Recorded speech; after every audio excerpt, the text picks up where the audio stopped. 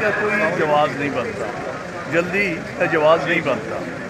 یہ ابھی سب کو سوچنے کا، ڈیلیبریٹ کرنے کا، ہر پارٹی کو بھی موقع ملنا چاہیے.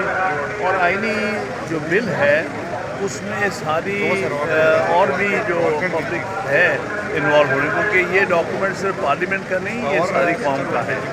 تو میرے نزدیک سارے وکلا تنظیمیں جو ہیں ان کو بھی کنسلٹ کرنا چاہیے، اور اس کے علاوہ سول رائٹس کی جو ہے، ہیومن رائٹس کی تنظیمیں، سب کو اتنی جلدی کیا پڑی ہے. تو پھر تو سر ہفتوں لیٹ ہو سکتا ہے ابھی کنسلٹیشن کا عمل، جیسے آپ کہہ رہے ہیں، لیکن سیاسی جماعتوں میں تو اتفاق ہو گیا.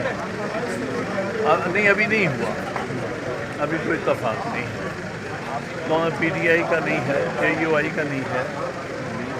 اب یہ تو وہ پارٹی نظر آ رہی ہے اتفاق کرتی جن کو کہیں اور سے اطلاعات ملتی. لیکن سر جو مولانا فضل الرحمان کے ساتھ نشست ہوئی ہے اس میں صرف اب 3 رکنی اور 5 رکنی بینچ کے اوپر ہی اختلاف ہے.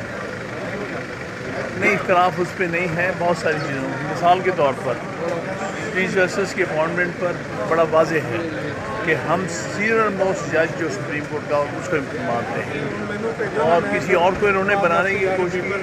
وکلا پاکستان میں نہیں مانتے.